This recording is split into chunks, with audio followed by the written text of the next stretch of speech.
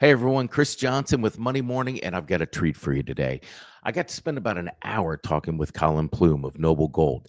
He's been in the business for 18 years and takes that role of advising clients on what's going on with the gold market, the silver market, other precious metals very seriously. Now, we had a great conversation about what's going on with the economy when it comes to inflation, housing, GDP growth, and of course, the Trump administration and what it means for the price of gold and silver. Little known fact, he likes silver more than he likes gold right now. You'll find out more about why as you watch the interview. But bottom line here is that gold and silver have turned into a part of everyone's portfolio when they're taking a holistic approach to managing their wealth. So this is something that every serious investor should take some time and sit through. And it's fun. We've got a couple of stories, but more importantly, a lot of information. So I'm going to let you jump into it right now. Enjoy the interview. Start from the beginning, really. I read a little bit of your profile.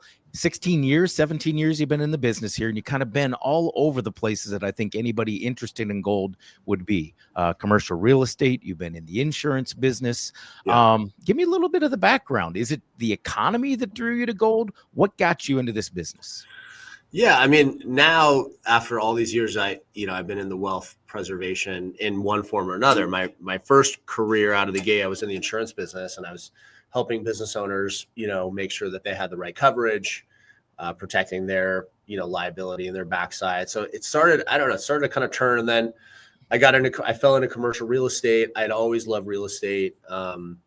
Wanted to do something in real estate at some point in my life. So I was in commercial real estate for many years. And I think that set the tone for a lot of my career, because the people that I met were all business owners that ended up buying real estate for the most part.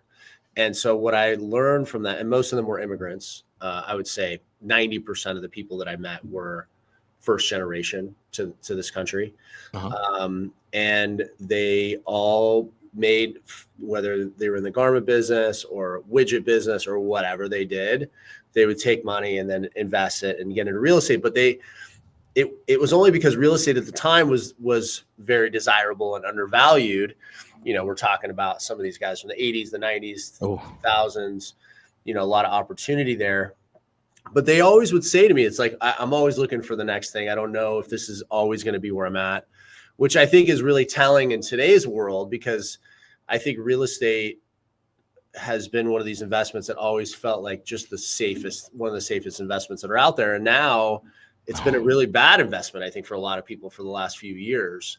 Right. So I think that trend of being around these really open-minded business owners set a good trend for me. Also, I learned how to just communicate with really wealthy, out-of-the-box thinkers. And then I got into precious metals because I had a lot of health issues. Actually, I needed a job behind the desk, and my friend worked at a place where they sold, gold and silver coins and bars. And I thought I'd be there for a year, and it's been 16 years that I've been in the business. And I loved it from the first week on the phone talking to people, because I love the people I talked to. It was easy to understand. It wasn't overcomplicated. It's a very clean investment. Like, you'd buy it and you own it. Like, there's so few things that you actually own the asset that you're buying. Right. You always own it through a middleman or an intermediary or something. So it was a very easy connection, and I just kind of fell in love with the whole business. And then you're right. Then I started learning about money and fiat money, and I started, what's the Federal Reserve? And so and for 16 years, I've just been reading and studying and learning, and I got more comfortable and then, dive in. And then I wrote a book about silver last year. But it's just the evolution of just understanding money and how it works, and debt. And it all got me to where I am today. And it's been unbelievable ride for us. So it's exciting. I'm one of those guys that likes to read the last chapter of a book. Don't ask people why. I mean, I think that's, it's not me cheating. Maybe something happens between now and then. So right now I'm going to do kind of the equivalent here. Let's look out for a year forward from right now. And I'm going to say gold at 3,000. Give everybody what your target is for a year from now. Give us a little bit of the end of the book, and then give me the end of the Trump administration price of gold. And we'll go back to why in a second. But yeah. So I look at, if you want to look at my projection of where gold, I always looked at the 1983 price. Hmm. And then if you look at inflation, so if you look at where gold, if it hits $900 an ounce, which it hit in 1983, and you take those same inflation dollars, that would be $3,800. Hmm. So that's always been like, I always thought that would be par with 1983. And I actually think, Chris, you look at this a lot. There's a lot of dynamics of today that are very similar to the early 80s, because after 1983 till 2001, the government reported very low-ish inflation, maybe 84 to 2001. Hmm. But then in the last few years, we've had 9% inflation. Now Right. it's sitting at 3%. I think the numbers are much higher than the reported 3%. And actually, if you go to, there's a really smart economist, this guy, John Williams, he has a website called shadowstats.com. If you use the formula from the 1980s when Reagan was in office, use the same CPI formula, our Hmm. inflation would be over 10% every month. They just have extracted things out of the CPI. Sure. So I look at that 3,800 for gold. Silver, same adjusted. Silver hit $50 an ounce. We're sitting at $33 today. So I think silver adjusted, you're probably looking at $118 or $120 Wow. would be the equivalent to the 1983 $50 price.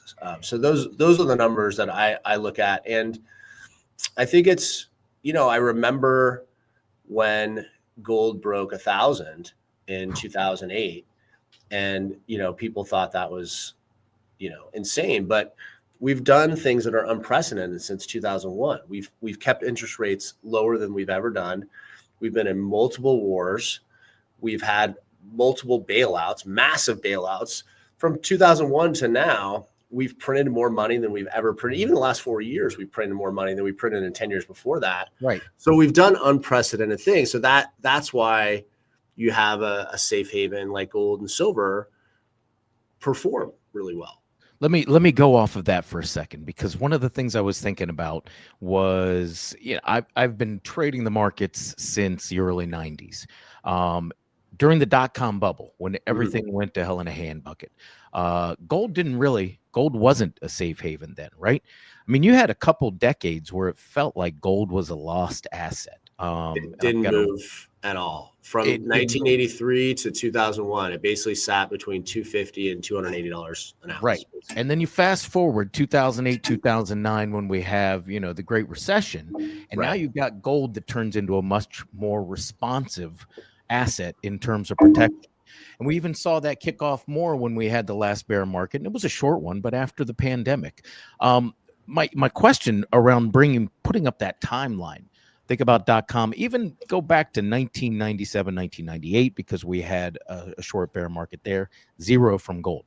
What is the big difference between gold in that period? Let's call it pre 2007, maybe 2006, and post 2006, 2007, in terms of the way investors are using it, or anybody's using it as a safe haven now, because there is a definite, magnitude of responsiveness to gold now. Yeah. Well, I'd say a number of different things have happened. I would say that first, industrial uses have skyrocketed since that time period, especially for silver. Silver, there's thousands more uses that I get into a lot in my book. But, one small example that I like to bring up is, like last year, the U.S. government, every year they buy some gold and silver for industrial uses. So last year they bought over $400 million in silver and about $100 million in gold. That's just them, right? That's just for their internal use. Right. It's for their military. It's for their electronics. You can go down the list, but that's just one country that needs silver. That 10 years before that, we're talking about like a tenth of that for industrial use. So that's I would say number one. That's a big part of the change. The shift is really there's just the massive amount of industrial uses that are out there. I also think what happened after 2001 is instead of them pulling back interest rates for a year to maybe level things out, everyone in the market was like, wow, we can get very rich right now. And they basically created this real estate bubble that we had never seen. And there was so much money being made because I was actually in commercial real estate. And I remember, the owner of my company, who had been in the commercial real estate for 30 years before that, said, like, these are unprecedented times with these rates. And, all across the country, you could do no wrong. And that really doesn't make sense for real estate. Like there has to be fundamentals involved. There has to be, you have to have a breakdown of vacancy, and you have to have capital expenditures, and you have to have all the normal things, but all of those things were gone. They would just sell it every year. An apartment building would sell, like it'd go up 20, 30%. It made no sense. It was all because of cheap money. It was literally only because of cheap money. And you saw it happen in 2008 and 2009 after the financial collapse. That commercial real estate did slow down for about a year or two. Interest rates went up. Commercial debt was in the 5% range, and there was a stall. And then they immediately went back, lowered rates again, and then we went on another tear for rates. So I think what happens is when you create a market that's not a normal market, that you push things down to such a low rate, there's other investments out there that become safe haven, smart investments. And so gold from 2001 just started to move. And you're right, in 2008 and 2009, it went crazy. And that part of the reason it went really hyperbolic was because we did quantitative easing. Sure. We did phase 1, phase 2, and phase 3. And that's basically the government just saying, we're just going to expand the money supply as much as we can. And when you expand the money supply a lot, and you have an investment like gold that has a limited supply, that is money, in a lot of people's eyes, it's going to do well. And it did. It went crazy for 3 years in a row. So, yeah, I mean, I think it's interesting that it didn't move a lot from 83 to 2000, but we also, as a government, we were much smarter. We didn't do the things that we did in 2001, and we continued to make those mistakes. We've been making these same mistakes for the past over 20 years. With our currency, we've destroyed our currency. And listen, it was going bad. The dollar was losing value until 2001, but we set it back, into a place that we can't get out of now. And that's that was definitely by design by the government too. At that point. Yeah, 100%. Yeah, absolutely. Yeah. So Greenspan, when Greenspan said, like, what bubble, right? What he said in 2004. What real estate bubble? What real estate bubble? What are you talking about? Every price of everything is going up 20, 30% every year. I remember we would list a apartment building in Los Angeles, and there would be, at the current market price, buyers were buying buildings at 1% return. They were buying at 1%. Like, what person in their right mind would buy a 1% apartment building, which there's so many things that could go wrong. Right. And it would just continue. And then the next year, 2 years later, the guy would raise the rents 7%, and then he would sell it for a higher multiple. Yeah. There was no way this was sustainable. And I would say today, I think real estate's still 30, 40% overvalued, even in today's market. It's still turning over, except I see a lot more availability signs around here. This all reminds me of a Glenn Fry song, The Smuggler's Blues, where he says the lure of easy money. That's exactly what we're talking about here. That's exactly what's helped gold. Yeah. Let's kind of bring it a little more current here. And I've got specifically, this is the dynamic that actually, let me share something with you. I told you I'd share a story with you. Yeah. It comes down to the 80s. And I had back when I was at the University of Cincinnati in a master's program, I had a professor of finance that had the model for gold. I mean, this guy was like the patches on the arm type of professor, had it all figured out, and he was going to retire off of gold. And this is going back to that dead 80s, 90s period. Yeah. The guy retired from the University of Cincinnati, I think, when they kicked him out at that point. But gold, he saw gold as an investment. not Mhm. necessarily a hedge. Right. He saw gold as something that was going to be his retirement, and it failed at the as that. I look at gold last year, and I'm a numbers nerd kind of guy. You had 24% of the S&P 500 that performed at or better than the price of spot gold last year. So 76% of the S&P 500, the biggest basket of stocks. The number goes up a little bit for the NASDAQ 100, but even the Mag 7 stocks kind of struggle to try to keep up with that. Has gold gone? We've kind of talked about it as a hedge and this idea of safety, but has it gone to more of an investment here in terms of trying to beat the market because of the conditions that we're kind of gleaning upon right now? The economy, debt, inflation, all of those things. Yeah. I mean, we talked about the past a lot, but I mean, I think now it's a good time to kind of give an idea of what's going to happen in the future. And I think that, Paul Tudor Jones said it best, I think in November last year, who's, big hedge fund, billionaire Right. guy, big believer in gold and crypto and alternative assets. But he Daughter said, plays guitar for Zach Brown band too. oh, he does. Oh, she Little does. known I didn't fact. know that. Oh, There you go. interesting. Yeah. Good. Yeah. Good. I didn't know that. Yeah. Yeah. He said all roads lead to inflation. Yep.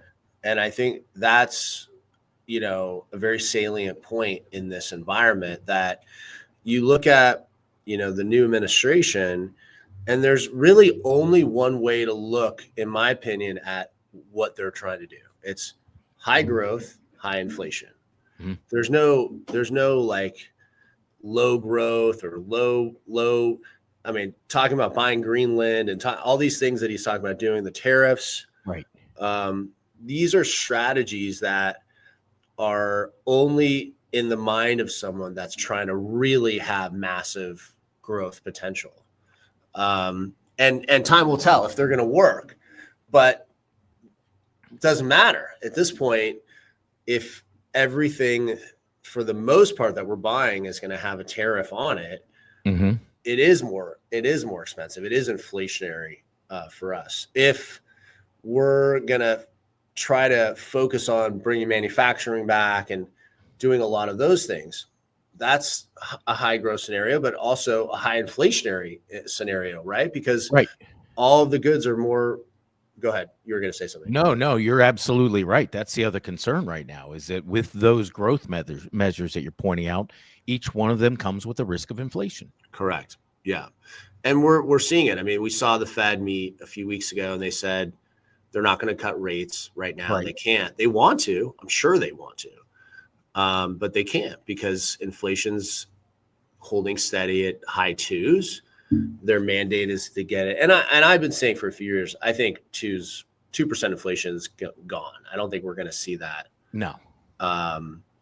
I think they'll change their mandate at some point to 3%. I think nobody in the world gets 2%. I mean, it's highly unusual. Well, yeah, you know what? I've always thought, and I pitched this idea as just an idea. When you mentioned the world, we are the best. Our best export historically has been inflation. Whenever we've figured out what products, what goods we can make somewhere else and have someone else make that. Look at China. Look at, I think India is on the cusp of that. Japan has been at the boot of that. Mexico, etc. When we've decided something gets too expensive to make here, we outsource that or offsource that, let's call it, and let the other country worry about inflation. So everything you're mentioning with bringing production back here, that's obviously wage inflationary. It points to inflation. So I think it's interesting we have the lowest, and it's because we've done a great job of exporting it for years. Yeah. I mean, that's the benefit of our strategy from the 80s, right? To start moving everything overseas. And my father saw it firsthand because he's been a garment manufacturer for his whole career. And he brings up, like, this is like a really like good way of looking at it, is that he always talks about Dockers pants, like khakis pants. And really? Yeah, because he says, like, when he started, he had been in the business for a while, but let's say Dockers come out and it's a good quality pant. They've been around forever. And it was, a $30 pant, and it was okay. And then it went overseas and it's the same price and it's better. It's a better quality item. And so how could a US manufacturer made in the US compete with it never going up in price? Because if you think about this, all the clothes and stuff hasn't really gone up that much. Right. And the quality of the pant is, and he was showing me like the stitching and this and everything about it, the zipper, you name it, it's gotten better, same price. That's only because we move things overseas. So the culture shock that we're going to have if we're going down this path, which President Trump wants to go down, is, people are going to start to get used to, wow, look at the cost of all these things that I'm buying. And the idea is that you make more here, you keep more of the money here, you keep more taxes here, you keep more jobs here, all those things that we're attempting to do. And in the long term, we'll see if that's effective or not. Listen, I hope it is in a way, Right. because I remember during COVID thinking to myself, man, we're really at the mercy of the world right now. Yeah. And I don't think it's a good thing. I don't think No, it's a good thing. Etsy went through the roof because we started buying things that were made by our neighbors, basically online, right? Because we Right. couldn't export it. We saw the supply chain just decimated. Right. Let me take this, because the inflation also, when we talk about it, and we get PCE. This is March 25th right now. We get PCE at the end of this week, and that's going to be a good read on inflation. But inflation, when you look at it, comes down to groceries, right? That's Yep. the hot spot for inflation right now, which is something that's really hard to get going here domestically, and something Correct. that I think tariffs will really play out, and you'll probably see a lot of that relaxed. But the other thing that has been the hot spot, and this has been, if somebody could figure this out, I think you'd solve a lot of problems, but it's been housing. And I don't care whether it's a single family structure, whether it's a dual, or multifamily, huge. How does the administration start to drill down on that? Housing's got to be the number one, and it's in such a quagmire right now. I'm in a house that I bought right before the pandemic, right? $110,000 million. Gosh, 110 years old. I can't get the right words out here, right? It's an old house, but it's been rehabbed. Value went up. Nobody else, as much as I want to sell the house, nobody else wants to sell their house. It's like a game of chicken housing right now. Right. Because I'm at a sub 3 on my mortgage, Right. because I got really lucky. I'll swap it out for a 6 something, but nobody else wants to sell without a huge premium. So Yeah. you either need to build your way out of this, or you need to figure out how to loosen the market up. And interest rates, I don't know if they're going to come down. What do you think the administration starts to do to address those areas of inflation, housing, and let's say groceries?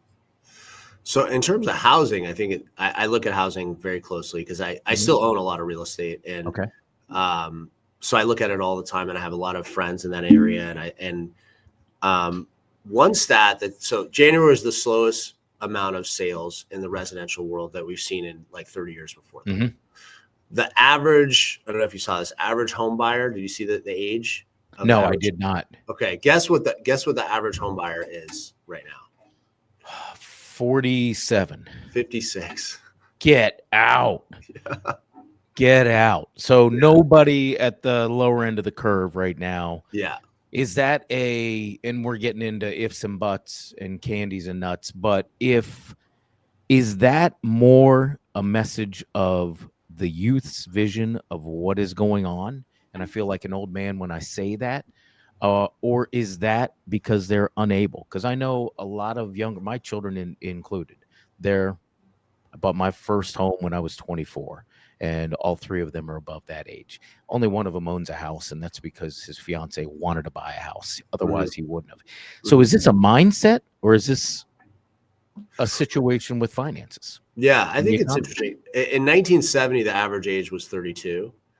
So I think you had interest rates in the teens then. Yeah.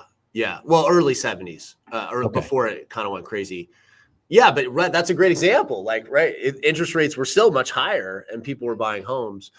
I would say it's a little A, a little B. I think you're right. I think that people don't see as desirable owning a home today. They think it's work. I've talked to a lot of people that they just think it's a lot of work. They don't want to get into it. They don't want to fix stuff. They don't want to have to be responsible. It's a lifestyle. Yeah. It's a little bit, yeah, yeah. And I do think there's been a lot of this messaging out there of to not own things. You know, the World Economic Forum and a lot of these things say like you should just rent, and you don't need a car, and you don't need this, and you don't need anything. Right. Just borrow and rent Payments, and payments, lease. payments, payments. Yeah. Payments, and paying off. I mean, the idea of paying something off is like totally a foreign concept, or paying for cash.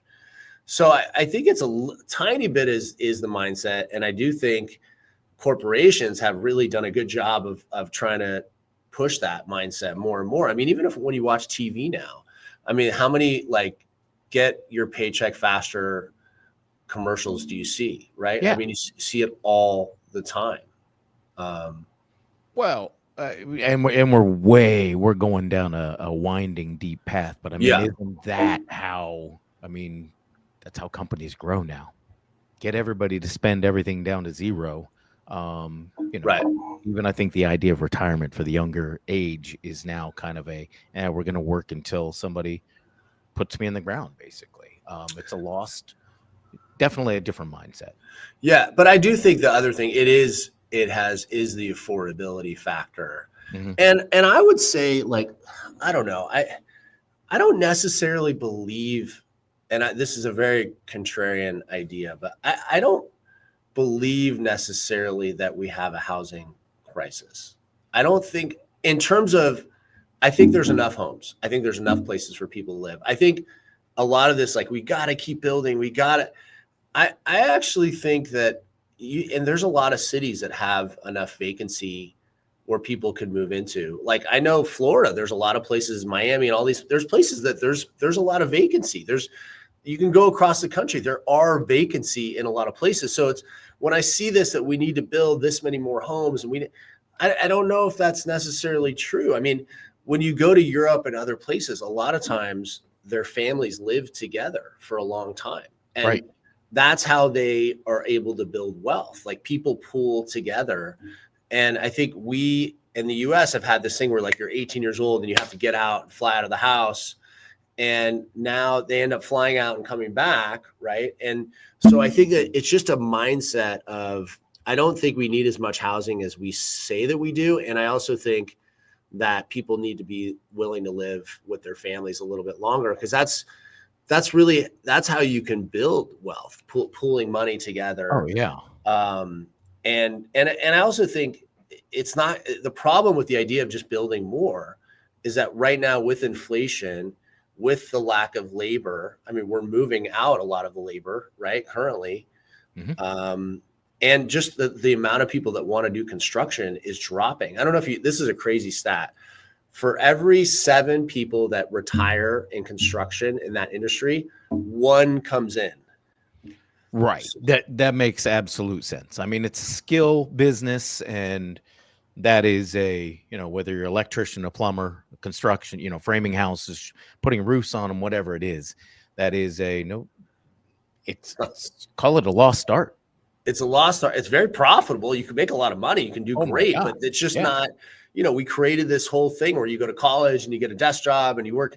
So like we went the wrong way over the last, 30, 40 years, telling everyone to go to school this way. Yet we really need construction workers. We need plumbers. Right. We need, these are all the things that we need. So we, as a society, the US, we went in the totally wrong direction. Yep. And I think that's another reason to go back to this idea of affordability, is that we gave people skills in an area that there's just too many people. There's too many communications majors. So I think that it is a little bit of affordability for the houses. It is a little bit of this idea that we need more housing that I don't really think that we need. And then the affordability is not going to get better. It's going to get worse. It's going to get more expensive to own a home.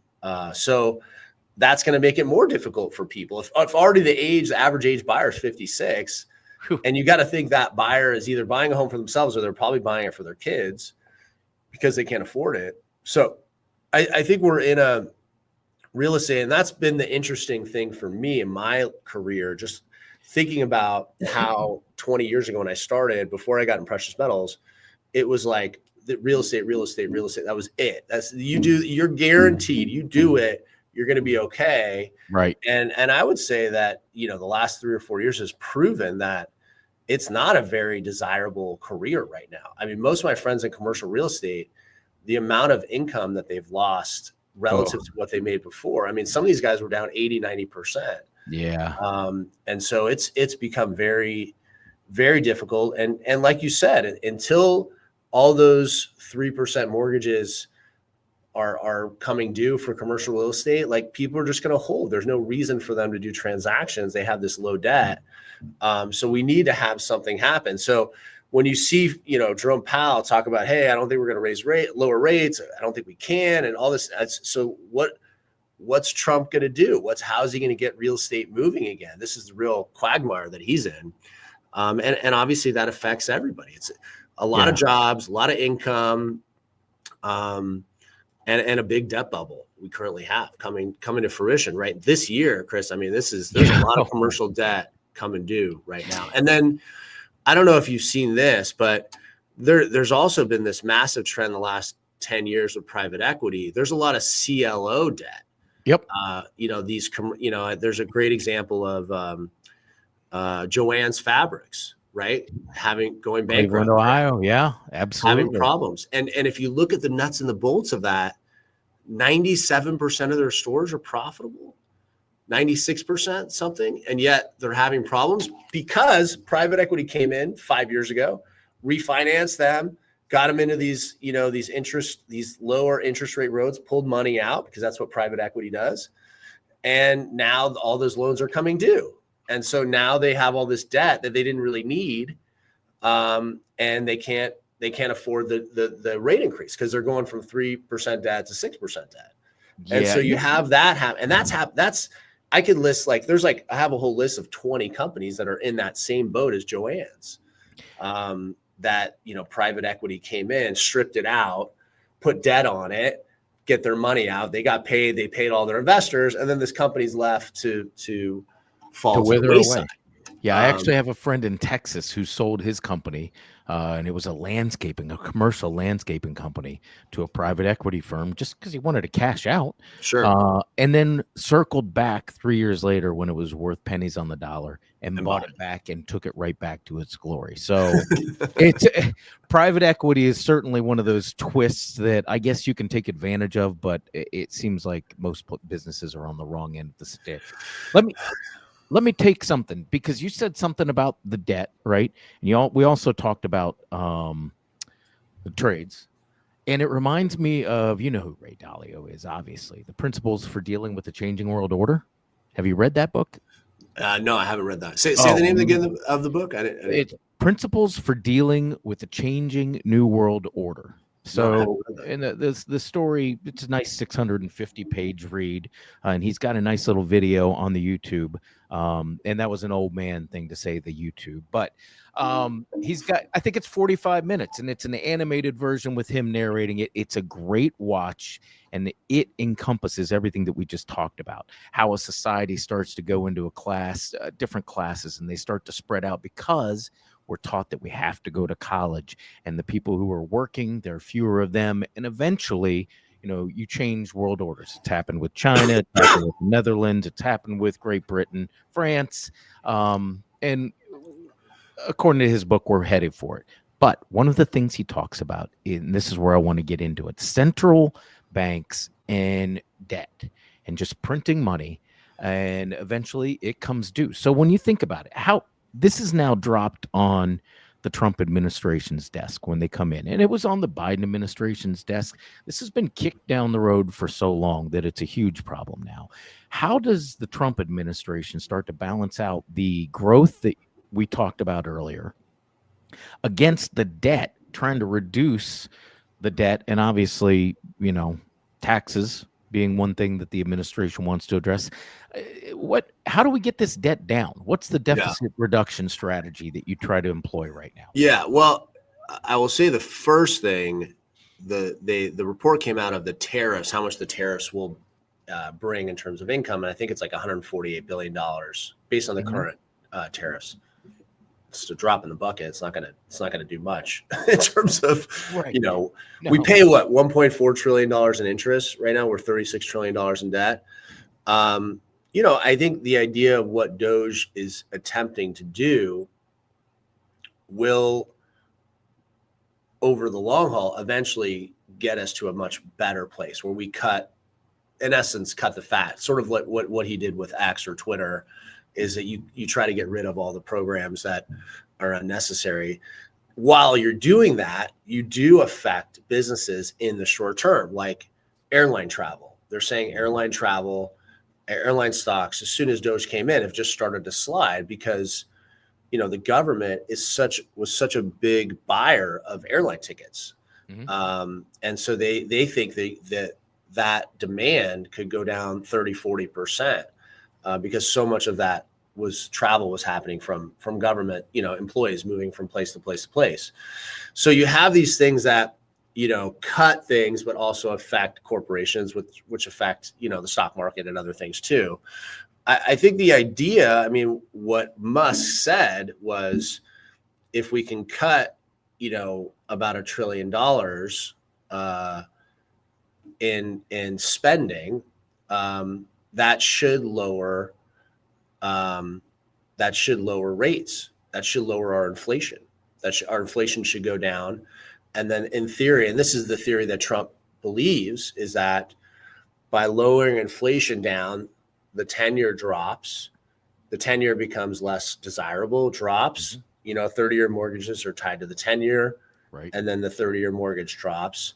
And then if you can get the 30-year mortgage to come back, let's say in the high fours, then you could sort of cover up this real estate bubble to some extent, because you'll see transactions again, people can refinance, commercial debt can refinance.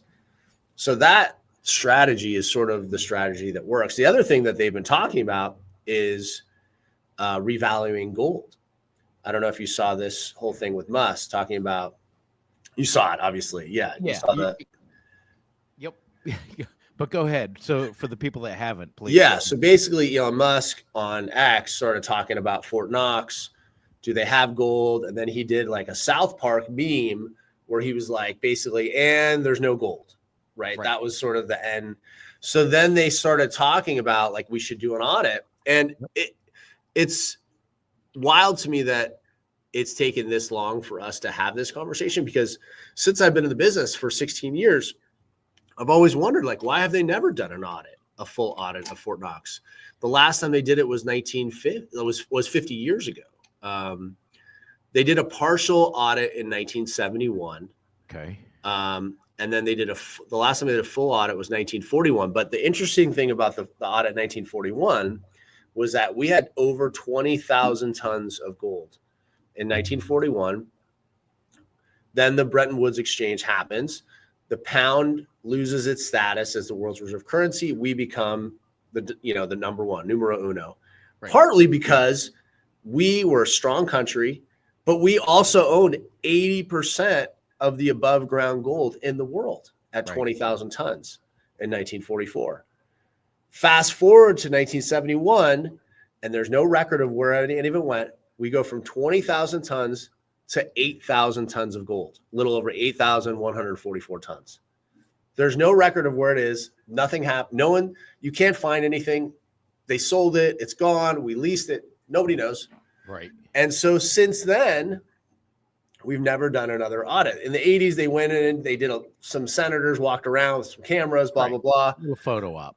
They did a photo op. The other thing about this gold revalue conversation is that when they valued gold, the last time was 1974, they valued it at $42.22. And they've never revalued gold since then. So the gold on our books is sitting at $42.22. If they revalue it to today's value, it's close to $900 billion in value, if they go based on today's price. Right. So I think there's this new conversation of revaluing gold to show what we own, and it's partly because there is this conversation that is there gold there? Like, why can't we see it? Why can't they do this audit? And they were talking about, Trump and Musk were talking about it, and then now the conversation's gone to nothing. No one's had this conversation. Yeah. They're not discussing it. So it's quite unbelievable that as a country, like we have this asset, which is, close to $1 trillion in theory. But we don't really know. We've never really done it. Ron Paul's been begging for an audit. Rand Paul. We should know what we have on our books. So, it'll be interesting to see. Let's go on the same line, but a little bit of a tangent.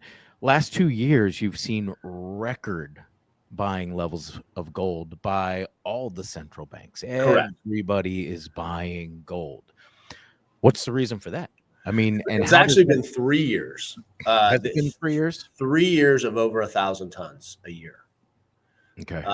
Which is, I think, another reason why we should do the audit, because if you look at the statistics, like the world's catching up to us. And, part of this idea people forget is that the BRICS have been talking about creating their own currency backed by gold for the last 5 years. They met in Russia last year to discuss it. China, the BRICS is growing. The BRICS nations currently have about 35% of the wealth in the world, the GDP of the world within the BRICS. And they actively said they want to go away from the dollar. So I think why they've been buying is a few things. One is, as I said at the beginning, there's just a lot more industrial uses, so they need gold. Sure. Two, central banks' holdings in the world of U.S. Treasuries over the last 10 years has dropped from 70% to 57%. So they've been, as these notes come due, they're not renewing into U.S. Treasuries because of the fear of the dollar and the collapse and all that's happening. And part of the money they're using is to buy gold, because they need to buy assets that they can barter and trade against. And gold is stable, right? Yeah. Yeah. So I think that's one of the big reasons why they've been buying gold. And if you look at the world, China and India, a lot of them have been trying to gobble up a lot of these metals or minerals or rare earth metals. A lot of the conversation with Trump and Zelensky was about their rare earth metals, right? We wanted those. We're trying to acquire assets that we need. Everyone's trying to acquire assets. So yeah, central banks have been buying tons of gold over the last 3 years. And which is even more fascinating is that, if you think about it, most of these central banks could have bought gold 10 years ago, 7 years ago, and they're all buying gold at these prices. And that's why when people ask me, like, is it expensive, this and that? And I go, well, I don't know, but Poland just bought 70 tons of gold in November of last year at $2,700 an ounce gold. So, I don't know where the price is. I have estimates that I think it's going to go to, but if all the central banks, which have probably the smartest analysts in the world looking at investments, and they're all buying gold at these prices, I don't know. What does that tell you? There's two ways to go down that street for me. First of all, there's a sentiment view, and I'm a contrarian at heart. I like to call myself, a counterintuitive contrarian. So when the fundamentals are bullish on something and the technicals are bullish and everybody hates it, I love a trade like that. So, well, that's true. And if you think about it, the whole reason that markets operate is because people want something. Whether it's a hot stock like NVIDIA or Palantir, or whether it's gold in the situation that we see today. So when I branch off, Palantir. It's the company that every analyst on Wall Street loves to hate, but the stock is fundamentally sound. Right. And technically it continues to rip higher. It's beating NVIDIA. That's a perfect situation for me, because at some point the crowd understands why it's been going up, and that's when they want to buy. Why do you think the analysts hate it? Like, what do you think it is about it that they don't like? Well, there's valuation and there's valuation, and I think the same could probably be said for gold or any other asset, a house. When you look at valuation, people think it has to be a ratio of some sort. It has to come down to the price of that asset divided by something. And in the case of a company, it's typically earnings. Well, when you have these smaller companies like Palantir that have a small e, well, guess what? That number is going to be through the roof. NVIDIA's had PE ratios that have been above 100. Microsoft, Intel, all of these companies have seen those stages because they're early stage companies. So in NVIDIA's case, They're a little more mature now. Their PE ratio of 40, 45 or so makes sense. Still feels expensive compared to an S&P 18, but they still look at it and say, well, Nvidia's going to blow the top off their earnings next quarter. Expectations are through the roof on that stock. But Palantir, little old Palantir, is doing so little in terms of their actual earnings and their revenue compared to Nvidia. And the problem is they use Nvidia as the standard now. So it is an undervalued company. But when you look at, so that's why Wall Street, to answer your question, Wall Street, that's why they don't like it. Yeah, they hate it. Why would you pay up for that? Well, guess what? People are looking at it from the perspective of their earnings are going to grow 10-fold, 20-fold, 30-fold over the next 3 years because they're just getting started. And so value is always a perception of the buyer. And to bring it to gold, right now, what you just said, all the central banks are buying it. And they've got the world's smartest economists working for them. The price of gold has been going through the roof. The sign for me of that sentiment read on gold is when Costco started selling gold bars at the store level. And everybody, you didn't have to go out of your way. You could buy it on a Sunday afternoon after church when you were buying your eggs and milk and all of that. And I'm embellishing a little bit there. Yeah, no, it's not that far off. Yeah. To put it into perspective, the first gold I ever bought, physical gold, was off of somebody that had driven it across the country in the back of a Pontiac because they'd inherited it from their uncle in Scottsdale, Arizona, and they were 1 ounce Krugerrand. And he said, I don't know what to do with these because they weren't part of the estate. If we know anybody who wants to buy gold, I've got gold for the next 10, 15 years to sell. And it almost felt like a backstreet deal. Yeah. The sentiment feels like it's overcooked on gold. But fundamentally, you're telling me that there is more here on the horizon. Well, and it's a lot. Like, I remember the big argument for many years with gold was that it doesn't pay a dividend, right? That was always the argument. And that argument went away, I think, for a lot of people in, 2001 and 2002, when we had the bear market in the stock market and the real estate started to struggle. And, I've always been in my approach in that it's one piece of the pie, right? I think that you don't know what your situation is going to be, and you don't know where your opportunities are going to be. But I can tell you this, that people that were diversified with us during those few years were happy that they diversified because gold did well and their other stuff didn't do well. And if they needed, not that they necessarily sold anything, but if they needed to sell something, they had options, right? And I think you, Chris, are a smart investor in that you never want to sell it at a bottom or a bad time, right? But when you need money or you're retired or you have, these are some of the things that you have to do at the time. I mean, we deal with a lot of people. So we do retirement in gold, IRAs. And what we found just talking to our clients over the last few years, because they're at retirement age, so they have to take distributions and they have to pay tax. And some of them would, sell the gold back because they needed the money. And then there'd be times that they wouldn't sell the gold, that they would actually take, because you can, with us, because it's physical gold, if you want to take your distribution in the gold and silver, you can do that. Okay. You can ship the gold or silver to you. Yeah, obviously you have to pay the tax if you owe it. But so what we found is just talking to people about it is that they still had some stocks, they still had some things, but they like the flexibility of having this as an option for them because they weren't so tied to one thing. And, a lot of people during, the bear market, and you're right, it wasn't long, it was a year and a half, 2 years. But if you need money during those time periods, you don't want to sell your Palantir. You don't want to sell right? You want to be able to have the flexibility. You don't want to sell your real estate, right? Because it was a bad time. So I think that's, I think that's the idea, the thing that I've loved about being in this business and having that experience. And I do own other things too. Sure. But I like the flexibility. So if I'm kind of hearing you correctly, at Noble, you guys, I mean, it's more of, when I think of what I just described about a transaction at Costco, or a transaction for buying gold from a friend off a truck.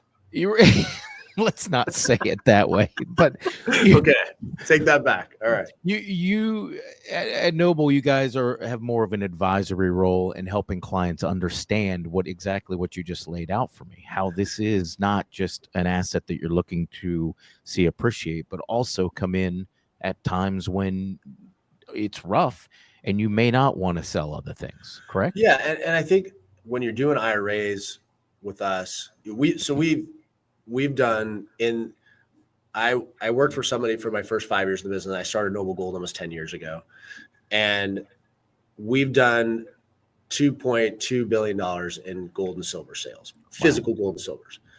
And so we've had, and thousands and thousands of clients. And the idea is that when you buy it from us, unlike Costco, there's a few things that have happened with Costco. I think it's been great for the market overall to have them, but we've had situations where clients have told me that their packages stuff's been stolen. Oh, wow. We have a very unique shipping process that we've created, and in the 10 years we've been doing this, I think we've had less than 5 packages ever have anything. We've insured everything, we've replaced everything, but there is that happening. So we have a very unique shipping process to make sure that it gets to the doorstep and they sign for it. And we basically hound you with emails and texts and phone calls. And if you don't respond like a few days before the shipment, we don't ship. Oh, wow. We need to know that you're there, because people have gotten to this weird mentality of like, oh, just drop it and this and that. It's like, well, we're shipping 10 or 20 or 30 or $50,000 in gold. We're not just going to drop it. We're not leaving it on your doorstep. So that's the first thing. The second thing is, because we do IRAs, we end up building long-term relationships with people, because they're IRAs, the average IRA in investments is usually 7 to 10 years. So we stay with people for a long time. So we're there through the whole thing. And we've been through where, the husband has passed and the wife owns it now. And like, we're involved in that whole process. So we're not financial advisors. We're not licensed in that way, but we end up being with our clients for a long time. So it's a little bit different of a transaction. The other thing, because we do buying and selling, people can sell back to us. We only sell bullion, coins, and bars. There's a lot of products out there you can buy. Part of the reason I started this company is I basically sell between 10 and 15 products, bars and coins, because those are the ones that central banks buy. Those are the ones that COMEX buys. I mean, during COVID, during the height of COVID, when silver was impossible, I was competing with COMEX on bars, 1,000-ounce bars. Oh, wow. And I was selling them to clients. And I pulled money out of my house. I did everything I can to buy inventory because the whole industry was dry. So we focus on bullion, coins, and bars, which get the highest weight, highest purity, so that when you're ready to sell down the road, you're going to get the best value. We don't sell any of these like strange numismatics or any of these collectible coins. Right. So it's kind of a long-term relationship with us. And we like that. And it's, you get a person, you get a customer service rep, they own gold and silver, and that's your person and they're with you. And, our sales team have been around for a lot of these guys, 7-8 years with me. So you end up just calling back and getting the same person for years and years. So it's a little bit different than just going to a shop or going to a different place. We try to build a relationship, and it's an old school, kind of relationship type business. Yeah. Well, that's what people look for. I mean, especially let's call it a trusted advisor type of role. Somebody that's not, it is knowing and understanding the business, and understanding the business. All right. I've got a weird question for you here. Yeah. And we're getting close to our time limit that we set, but 2-3 years ago, let's call it back in that short little post-pandemic bear market, all of a sudden that thing called Bitcoin turned into a safe harbor investment, or an asset, people call it. Mm-hmm. A lot of people started to favor, or you'd hear people talking about, hey, I'm going to put my assets into Bitcoin as a store of value. What's your feeling on that kind of a statement? Because the competitor there is gold in my eyes, or silver, precious metals, let's call it. And I've noticed here over the last, let's call it 6 months, not to tip my hand on the question, but it has pointed itself to more be a risk-on asset more than it is a store of value. So what's your view of Bitcoin versus gold there? I never thought of it as a store of value.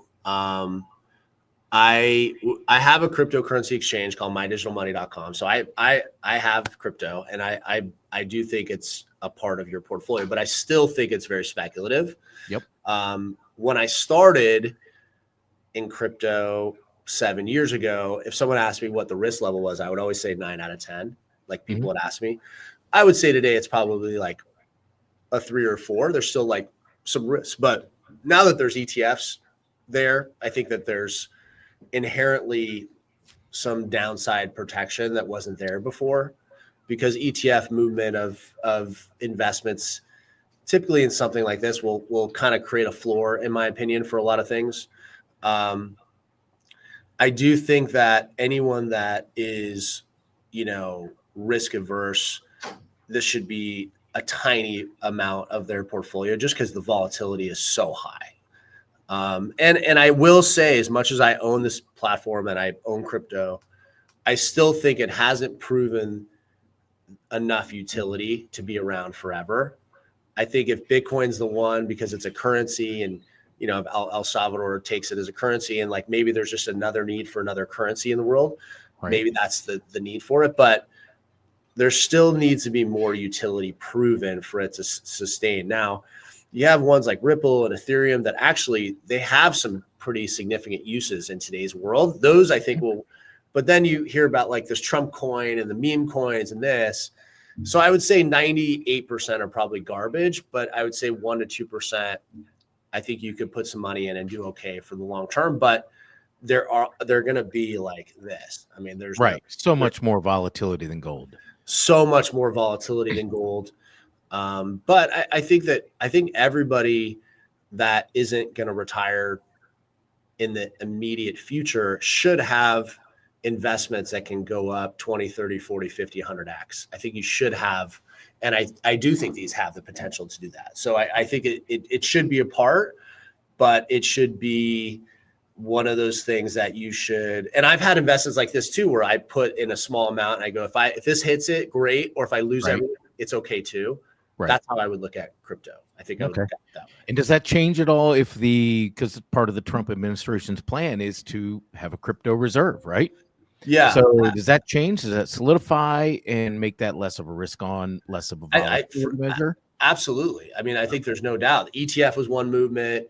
I think a lot of the regulation was another movement. I think that, I think if the U.S. keeps some reserve, I mean, obviously they're going to hold it.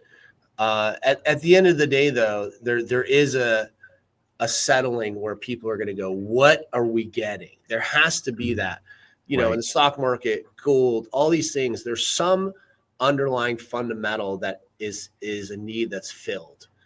And so that's, in my opinion, it's still not completely filled. And until it's completely filled, they are going to have unbelievable volatility in the world. And I don't know, maybe it'll never go away. Maybe these assets will always have this kind of volatility. I mean, we're talking about assets that came around in 2009, so they're 15 years old. Pretty in their infancy still. Yeah, I mean, it's pretty early on, but it's been exciting. On my platform, people have done very well. Solana's on our platform. We've had some people go, 300x on some of the investments. Ripple just won its case, so I think there's some. So I think it's smaller than gold, and it's more speculative, but I wouldn't rule it out, in my opinion. Okay.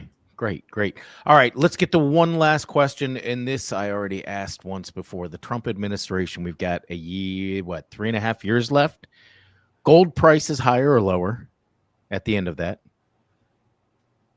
Yeah, definitely. There's no doubt it'll be higher. I don't think there's any, because of his measures in place. I don't think there's any way that it changes. I think it stays above 3,000, and we're probably in the.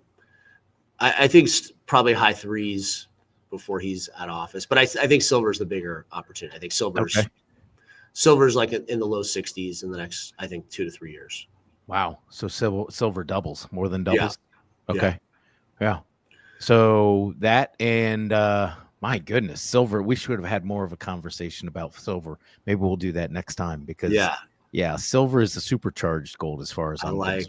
I like silver where it's sitting. I think the only downside of silver sometimes is how big is your safe, right? Yeah, exactly. Exactly. I saw you playing with some on your desk there a few minutes ago. The Yeah. coins. Love them. All Yeah. right. No, I got a lot. So Yeah. So this has been a great conversation. I love the outlook here. Tell people again how they can get in contact with you. yeah, Noble Gold Investments, Mhm. or they can call the number 877-646-5347. Obviously mentioned that you know heard us here on Monday morning, Chris's show, and just happy to be here. Really fun to talk to someone that has such a wide array of experience, and Ah, yeah, we should definitely get into silver a little bit more in depth on the next one. absolutely. I'll look forward to it. All right. Thanks a lot, Colin. Collin Plume, Noble Gold. Just a pleasure talking to you, and I look forward to the next time. Thanks, Chris. Have a great day.